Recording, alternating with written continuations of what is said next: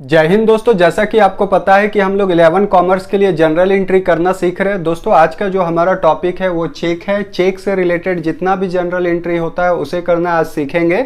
दोस्तों उससे पहले आप अगर प्रीवियस वीडियो को नहीं देखे तो प्लीज़ जाइए उस वीडियो को देखिए। वहाँ पर पहला क्लास को करना बिल्कुल ना भूलें, क्योंकि उसमें मैंने गोल्डन रूल के बारे बताया है जिसको सीख के आप किसी भी जनरल एंट्री को आसानी से कर सकते हैं। दोस्तों वीडियो स्टार्ट करने से पहले एक रिक्वेस्ट है, अगर आपने अभी तक हमारे चैनल द कॉमर्स वर्ल्ड को सब्सक्राइब नहीं कर रखा तो प्लीज सब्सक्राइब कीजिए और बेल आइकन पर जरूर क्लिक कर लीजिए। आगे जो भी वीडियो आएगा उसका नोटिफिकेशन अपडेट पाने के लिए और अपने दोस्तों में शेयर कर दीजिए ताकि उन तक भी ये लाभ पहुंच सके। दोस्तों आज का जो हमारा टॉपिक था वो चेक है। चेक से रिलेटेड जितना भी जनरल एंट्री होता है उसे आज हम लोग सीखने जा रहे हैं। दोस्तों उससे पहले हम लोग सीख लेते हैं कि चेक होता क्या है और वो किस तरह से काम करता है। दोस्तों जब भी आप किसी बैंक में खाता को खुलवाते हैं, खाता खुलवाने के टाइम में पैसा को जमा करते हैं आप, और उस पैसा को विड्रॉ करने के लिए आपको क्या करना पड़ता है, आपको सेल्फ जाना पड़ता है बैंक में, और बैंक में जाने के बाद एक गुलाबी कलर का फॉर्म होता है उसको भरते हैं, उसमें सिग्नेचर करते हैं जितना अमाउंट आपको चाहिए होता है और पासबुक लेके जाते हैं। वहाँ पर आपका पासबुक भी देखता है और उस फॉर्म में किया गया सिग्नेचर को भी मिलाता है, तब जाके आपको पैसा को देता है। लेकिन ये सब से बचने के लिए क्या किया गया, बैंक के द्वारा एक चेक दिया जाता है और चेकबुक के माध्यम से आपके बिना गए हुए बैंक में आपका पैसा को विड्रॉ किया जा सकता है। आप किसी को भी वो चेक काट के दे दीजिएगा, वो बैंक जाएगा और आपके नाम पर आपके खाते से पैसा को विड्रॉ कर लेगा। दोस्तों उसे एक एग्जांपल के थ्रू बहुत अच्छे से हम लोग समझ सकते हैं, तो समझते हैं। यहाँ पर जैसे मान लीजिए ए है, ए जो है वो बैंक ऑफ इंडिया में अपना खाता को खुलवाया और वहां पर पैसा को जमा कर दिया। बैंक जो है ए को चेक दे दिया, क्योंकि ए के पास टाइम नहीं है बार बार बैंक जाने का और वो फॉर्म को भरने का और पासबुक लेके जाएगा साथ में, तो इतना टाइम नहीं है ए के पास। ए जो है बहुत बिजी है, तो वो क्या करेगा, चेक जो मिला है बैंक के द्वारा उस चेक में क्या करेगा, एक अमाउंट लिखेगा जो पैसा का उसको जरूरत होगा और उसमें अपना एक साइन करेगा। उस चेक को कोई भी व्यक्ति बैंक में जाके उसके खाते से, मतलब ए के खाते से पैसा को निकाल लेगा और बैंक को कोई भी तरह का आपत्ति वहां पर नहीं होगा, क्योंकि वहां पर ए का स्वीकृति मिल गया कि उसके खाते से बैंक उतना पैसा उस व्यक्ति को दे दे। यहां पर ए क्या दिया, चेक के माध्यम से बैंक को ऑर्डर दिया और बैंक उसको फॉलो करते हुए उस चेक के माध्यम से पैसा को किसी थर्ड पर्सन को दे देगा। तो वहां पर मान लीजिए कोई बी नाम का व्यक्ति है और वो ए के पास आया और बोला कि भैया हमको 10,000 चाहिए, कुछ सामान आपने लिया था उसका पेमेंट अभी तक नहीं हुआ। तो बी जो है ए से पैसा मांगा और ए के पास पैसा नहीं है, उसका सारा पैसा कहाँ है, बैंक ऑफ इंडिया में जमा है।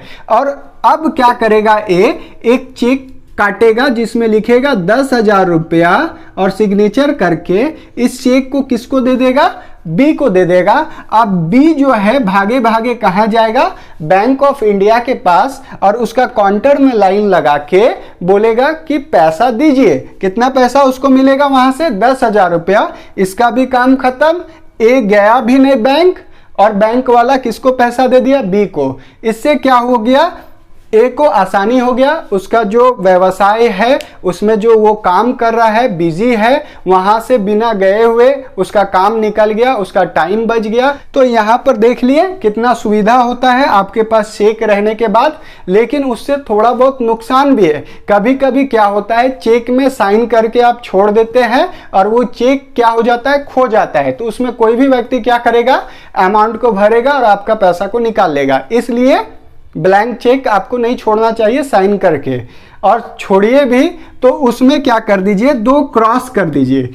इससे क्या होता है, आपका चेक सिक्योर हो जाता है। सिक्योर का मतलब क्या होता है आपको मैं बता दूं, सुरक्षित हो जाता है। सुरक्षित कैसे होता है, अब ये चेक बी को भी दे देगा तो बी को डायरेक्टली बैंक कैश नहीं देगा, बल्कि ये बोलेगा आप एक काम कीजिए, आपका अकाउंट है यहाँ बैंक ऑफ इंडिया में, तो बी बोलेगा हाँ। बैंक बोलेगा कि हम 10,000 का उसी अकाउंट में पेमेंट कर देते हैं। तो इससे क्या होगा, बी जो है अपने बैंक अकाउंट में पैसा लेगा तो ट्रैक हो जाएगा कि इस चेक से किसको पेमेंट हुआ है।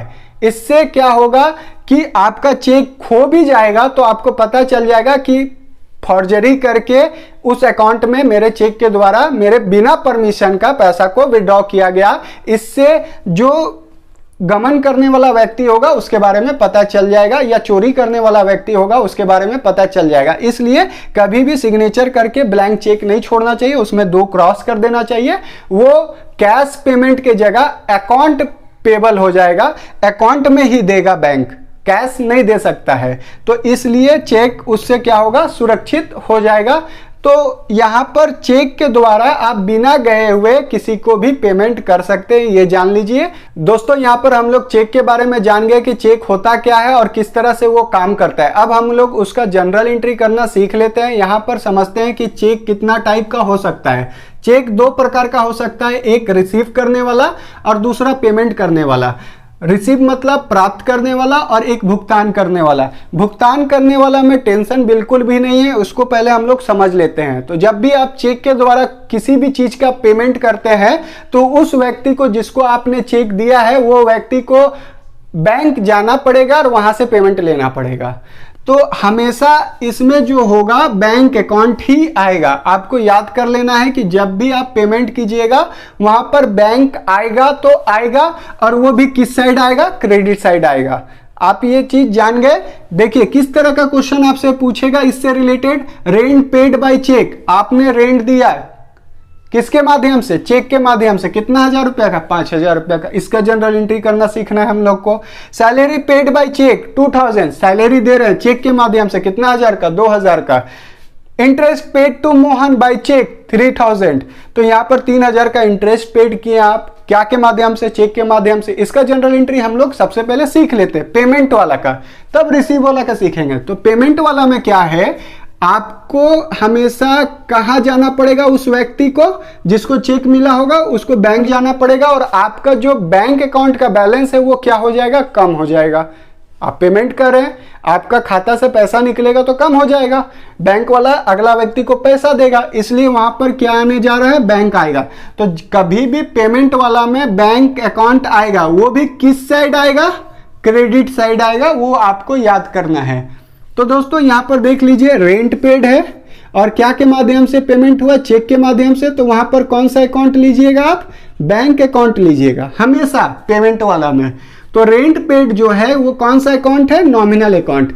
नॉमिनल के हिसाब से वो एक्सपेंस है और एक्सपेंस को क्या किया जाता है, डेबिट किया जाता है। और जो चेक है उसके जगह पर हम लोग कौन सा अकाउंट ले रहे हैं, बैंक अकाउंट। और बैंक अकाउंट कौन सा अकाउंट होता है, पर्सनल अकाउंट होता है। पर्सनल के हिसाब से बैंक जो है वो debit the receiver, credit the giver, पाने वाला है कि देने वाला। तो बैंक जो है वो देने वाला है, जिस व्यक्ति को आप भेजिएगा उसको बैंक पैसा को दे देगा, तो ये देने वाला है, इस हिसाब से क्या होगा, क्रेडिट। तो मैंने कहा था कि बैंक हमेशा क्या होगा, क्रेडिट होगा। दोस्तों यहाँ पर जनरल एंट्री क्या बना, रेंट अकाउंट डेबिट टू कौन सा अकाउंट होगा, बैंक अकाउंट। कितना 1000 का, 5000 का। दोस्तों हम लोग देख सकते हैं पेमेंट कर दिए रेंट का चेक के द्वारा, उसका जनरल एंट्री कितना आसानी से हम लोग किए। अब हम लोग देखते हैं सैलरी पेड बाय चेक। तो यहाँ पर सैलरी पेड लेंगे, सैलरी पेड नॉमिनल के हिसाब से क्या होगा, डेबिट होगा। और चेक द्वारा जब भी पेमेंट होता है तो कौन सा अकाउंट में आता है, बैंक अकाउंट में। और आप जिसको चेक दीजिएगा वो कहाँ जाएगा, बैंक में जाएगा, और बैंक वाला देने वाला होगा तो उसको क्या कीजिएगा, क्रेडिट कीजिएगा। तो आप देख सकते हैं जब भी आप क्या कर रहे हैं, चेक द्वारा पेमेंट कर रहे हैं तो बैंक किस साइड आ रहा है, क्रेडिट साइड आ रहा है। कितना 1000 का है, 2000 का। तो आप यहां से समझ लीजिए कि जब भी आप चेक द्वारा भुगतान कीजिएगा तो बैंक अकाउंट किधर आएगा, क्रेडिट साइड आएगा, और जिस चीज का आप भुगतान कीजिएगा उसको आपको डेबिट करना पड़ेगा। उसी तरह हम लोग इंटरेस्ट पेड करते हैं। तो इंटरेस्ट पेड कौन सा अकाउंट होता है, नॉमिनल अकाउंट होता है। नॉमिनल के हिसाब से वो क्या है, एक्सपेंस एंड लॉस है, तो उसको क्या करना चाहिए, हमको डेबिट करना चाहिए। तो interest paid account debit to, cheque द्वारा पेमेंट हुआ है तो भुगतान करने वाला चेक में हमेशा क्या लिखना चाहिए, बैंक। तो ये जो बैंक अकाउंट है किधर आएगा, डेबिट आएगा कि क्रेडिट। तो दोस्तों जब ये डेबिट हुआ तो वो ऑटोमेटिक किधर जाएगा, क्रेडिट होगा। एक चीज और मैंने बताया था कि आप डायरेक्टली बैंक अकाउंट जब भी चेक द्वारा भुगतान कीजिएगा तो बैंक क्रेडिट में आएगा, तो वो आ ही रहा है। और इस तरह से भी आप सोच सकते हैं कि यहाँ चेक है जो वहां पर हमको बैंक अकाउंट लेना, क्योंकि ये पेमेंट वाला है और पर्सनल के हिसाब से क्रेडिट द गिवर होता है, इसलिए इसको क्रेडिट किए और यहाँ पर कितना हजार लिख लीजिएगा, 3000। इस तरह से आप किसी भी जनरल एंट्री को कर सकते हैं जो चेक द्वारा पेमेंट किया गया हो। दोस्तों यहां पर हम लोग अब सीख लेते हैं चेक पेमेंट के बाद में चेक रिसीव के बारे में। जब भी आप चेक रिसीव कीजिएगा तो उसका दो टाइप होगा। पहला, उस चेक को आप अपने पॉकेट में रखे हैं या बैंक में डिपॉजिट कर दिए हैं। तो पहला, cheque receive but not deposit into the bank. Cheque मिला लेकिन आप अपने काउंटर में या अपने पॉकेट में रखे हुए हैं, तो उस दशा में क्या जनरल एंट्री होगा। और दूसरा कंडीशन वहां पर क्या है कि आपको चेक मिला लेकिन उसको डिपॉजिट इनटू द बैंक, आपने बैंक में उसको जमा करवा दिया। ठीक है, तो ये दो कंडीशन यहां पर है। जब भी आपको चेक मिलेगा वहां कितना कंडीशन है, दो कंडीशन है। पहला कंडीशन है चेक आप अपने पास रखे हैं या बैंक में जमा कर दिए। अपने पास जब रखे होंगे तो उसमें हमेशा किस अकाउंट को लेंगे, कैश अकाउंट को लेंगे। लेकिन आप उस चेक को बैंक में अपने खाते में जाके जमा करवा दिया तो उस दशा में किसको लेंगे, बैंक अकाउंट को लेंगे। लेकिन जब भी आप कोई भी चेक रिसीव करते हैं तो जो भी चीज आए, कैश आए चाहे बैंक आए, उसको डेबिट ही करना है। आपको ये चीज याद रखना है। जिस तरह से चेक पेमेंट वाला हमेशा क्रेडिट होता था, उसी तरह चेक रिसीव वाला हमेशा डेबिट होगा। लेकिन आपके पास चेक होगा तो उसको कैश अकाउंट जैसा मानेंगे, और अगर आप बैंक में जमा कर दीजिएगा तो बैंक अकाउंट हो जाएगा। तो हम लोग देख लेते हैं क्वेश्चन। चेक मिला लेकिन उसको बैंक में जमा अभी तक किए नहीं है। जैसे ये क्वेश्चन है, salary receive by cheque ₹20,000, interest receive by cheque ₹3,000। इसको बैंक में हम लोग अभी तक जमा नहीं किए हैं, मतलब कि वहां से पैसा निकाले ही नहीं है। चेक अभी तक आपके पास पड़ा हुआ है। उस चेक से आप किसी को पेमेंट भी कर सकते हैं। वो किस तरह से काम करेगा, कैश के तरह से। जैसे आपके पास कोई कर्जदार आया, बोला कि आपका 10,000 बाकी है, आपके पास कोई किसी थर्ड पर्सन का चेक पड़ा हुआ है, तो वो चेक उठा के आप उसको भी दे दीजिएगा। तो वो किस तरह से काम किया वहां पर, कैश के तरह। लेकिन इसी चेक को आप अपने बैंक खाते में जमा करवा दीजिएगा जाके, तो वो तो डिपॉजिट हो जाएगा। इसलिए यहां पर हम लोग लिए बैंक अकाउंट। तो यहाँ सैलरी रिसीव किया चेक के द्वारा, तो यहाँ सैलरी रिसीव आया। नॉमिनल अकाउंट होता है सैलरी। सैलरी नॉमिनल के हिसाब से क्या है, इनकम है, रिसीव कर रहे हैं, इसलिए ये क्या होगा, क्रेडिट। और ये चेक के द्वारा काम हो रहा है। इस चेक में क्या है, लेना पड़ेगा आपको, कैश अकाउंट लेना होगा। और ये जो कैश अकाउंट है कौन सा अकाउंट होता है, रियल अकाउंट होता है। तो रियल अकाउंट के हिसाब से डेबिट व्हाट्स कम इन, मतलब कि आपको चेक मिल रहा है, प्राप्त कर रहे हैं, इसलिए ये क्या होगा, डेबिट होगा। तो यहां पर आपको लिखना है cash account debit to salary receive. Salary receive account कितना हजार, 20,000। ठीक है, या 2,000 जो भी है हम लोग लिख देंगे। उसके बाद इंटरेस्ट रिसीव, तो इंटरेस्ट रिसीव कौन सा अकाउंट होता है, नॉमिनल अकाउंट। नॉमिनल के हिसाब से क्या होता है, इनकम होता है। इसको भी हम लोग क्या करेंगे, क्रेडिट करेंगे। और ये चेक मिल रहा है लेकिन अभी तक बैंक में जमा नहीं किए हैं, आपके पॉकेट में है, तो उस समय क्या नाम लिखेंगे वहां पर, कैश अकाउंट। तो ये जो कैश है वो किधर आएगा, ये जो कैश अकाउंट है वो किधर आएगा, डेबिट में आएगा, क्योंकि ये आने वाला है। ठीक है, चेक आपको प्राप्त हुआ है, इसको हम लोग कैश अकाउंट लिख रहे हैं क्योंकि ये चेक हमारे पास है। तो यहां पर भी आपको लिखना है कैश अकाउंट डेबिट टू, कौन सा अकाउंट आएगा, इंटरेस्ट रिसीव अकाउंट, कितना हजार, 3,000। लेकिन अब क्या है, सेकंड टाइप इसमें लेते हैं, रिसीव करने वाला में चेक आया लेकिन उस चेक को बैंक में जमा कर दिए। तो जब आप बैंक में जमा कर दिए तो वहां पर एक तो यहां देख लीजिए, rent receive by cheque ₹5,000 and deposit into the bank. आपने क्या किया, चेक मिला तुरंत बैंक में जमा कर दिया। तो ये जो रेंट लीजिएगा और इस चेक के जगह पर अब आपको क्या लेना होगा, कैश ना लेके अब बैंक अकाउंट लेना होगा। और जो रेंट रिसीव है वो नॉमिनल के हिसाब से इनकम है, और इनकम को हम लोग क्या करते हैं, क्रेडिट करते हैं और बैंक जो है वो डेबिट होगा। क्यों?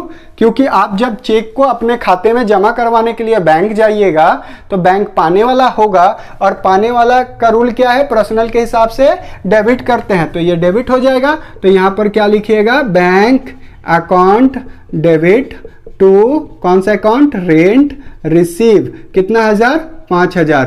तो आपको अच्छे से समझ में आ गया होगा। एक क्वेश्चन और हम लोग लेके इसमें देखते हैं, साथ ही साथ सारा काम हम लोग यहां पर कर सकते हैं। देखिए, interest receive by cheque ₹2000 and deposit into the bank. Same question है, किसके जैसा? सबसे पहले यहां पर आपको मिलाना है, चेक रिसीव किए हैं, ये रिसीव किए हैं, ठीक है, ये रिसीव वाला है, लेकिन आपके पास चेक है या बैंक के पास, तो ये डिपॉजिट कर दिए बैंक के पास, तो ये कंडीशन हो गया। बैंक अकाउंट यहां पर आने जा रहा है और क्या आएगा, इंटरेस्ट रिसीव। इंटरेस्ट रिसीव आपके लिए इनकम है, वो क्रेडिट होगा, और बैंक अकाउंट जो है आपके लिए क्या है, डेबिट होगा, क्योंकि यहां पर आपका लिखा गया डेबिट द रिसीवर, और ये डेबिट होगा। और इसको क्या करना होगा आपको, bank account debit to interest receive, ठीक है, कितना हजार, 2000। तो देख लीजिए कितना आसानी से हम लोग इंटरेस्ट रिसीव किए, किसके द्वारा, चेक के द्वारा, लेकिन उस चेक को कहां जमा कर दिए, बैंक में। लेकिन ये सेंटेंस नहीं लिखा हुआ रहता है डिपॉजिट इनटू द बैंक, तो बैंक के जगह पर डायरेक्टली आपको क्या लिखना रहता, कैश लिखना होता। क्लियर हो गया? अब जब वो चेक को आपने कैश लिख दिया, अब उस चेक को समझ में आ रहा है कि नहीं, हमको तो इंटरेस्ट के बदले चेक मिला, वो चेक हमारे पास है, उसको हम लोग क्या माने हैं, कैश माने हैं।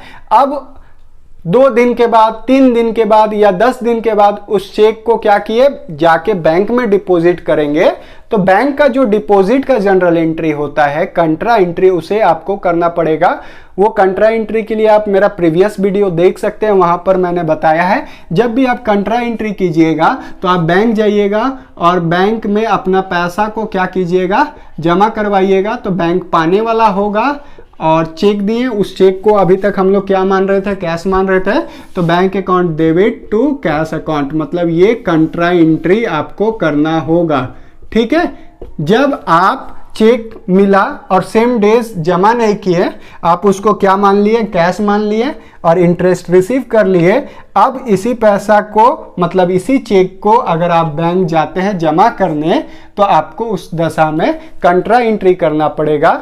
चेक जाके जमा किए तो बैंक अकाउंट पाने वाला होगा, और टू क्या पाने वाला होगा, चेक। और ये चेक हमारे लिए अभी तक क्या था, कैश था, इसलिए कैश अकाउंट लिख के एक कंट्रा एंट्री कर दीजिएगा, क्योंकि वो दूसरा तारीख हो गया। और सेम डेज अगर जमा करवाते हैं तो डायरेक्टली एंट्री हो जाएगा यहीं पर, bank account debit to interest receive या bank account debit to rent receive. दोस्तों, इस तरह से पढ़ने के लिए द कॉमर्स वर्ल्ड चैनल को फ्री में सब्सक्राइब करें और बेल आइकन पर जरूर क्लिक करें, आगे जो भी वीडियो आएगा उसका नोटिफिकेशन अपडेट पाने के लिए, और अपने दोस्तों में शेयर कर दीजिए ताकि उन तक भी ये लाभ पहुंच सके। दोस्तों, मिलते हैं नेक्स्ट वीडियो में, तब तक के लिए जय हिंद।